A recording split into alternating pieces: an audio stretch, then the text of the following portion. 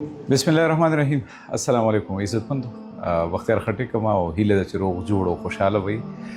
تر دا دمه پورې خو تاسو بل ها ویډیوز زموږ ګوري، هغه مختلف تشهیري ویډیوز هم پکې دي، موسیقۍ په هکله باندې وي. خو دا نننۍ ویډیو چې دا زه به خواست کوم چې دا تاسو له غوندې ډېر په سود باندې وګورئ او واورئ.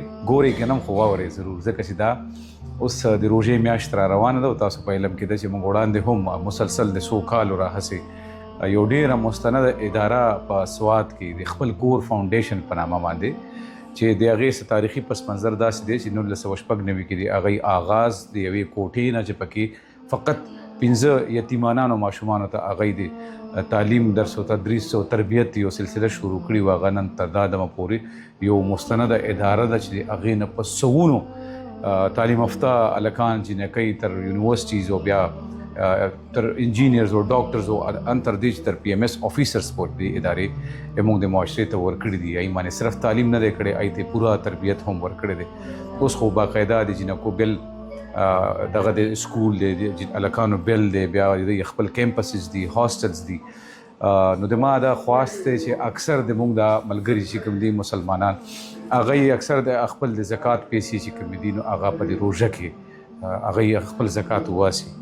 نو ما په خیال د دې نه لوی ثبوت نور څه نشي کېدی چې دې ادارې نه صرف دومره وده کړې ده، دومره مخلوق یې ځان ته په یو چت لاندې ځای کړی دی، هغه مخلوق هغه هلکان چې نه کوي کوم چې بې موره بې پلاره دي، د هغې نه صرف تعلیم بلکې د هغې تربیت او اخره پورې چې هغې په یو ښایسته څوکۍ باندې میشته شي او هغې د دې معاشرې دپاره د خیر کار کوي.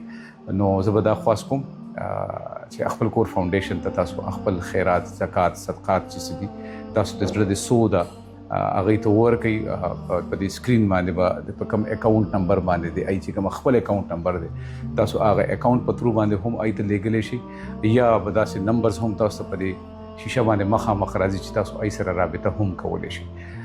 هیله ده چې تاسو به پکې خامخا ضرور مرسته کوئ. عزتمندو سئ، صحتمندو سئ. الله پامان. په کور کې، دفتر کې او یا هر ځای په اسانه تاسو د خپل موبایل ایزی پیسا اپ په ذریعہ خپل زکات او عطیات را لېږلو طریقه خپل موبایل کې ایزی پیسا اپ کولاو کړئ او په مینو کې ډونیشن باندې کلیک کړئ. مختلف ورکړی شوي خیراتي ادارو کې خپل کور فاونډیشن باندې کلیک کړئ، بیا د خپلې مرضۍ رقم درج کړئ او ډونیټ ناو په بټن کلیک کړئ. اخیره کې کنفرم بټن باندې کلیک کړئ او خپل زکات او عطیات راولېږئ. پاکستان کې یا بهر ملکونو کې اوسیدونکي مخیر حضرات خپل زکات او عطیات خپل کور فاونډیشن ته لاندې ورکړی شوي انلاین بینک اکاونټ په ذریعہ هم په اسانه را لېږلی شئ.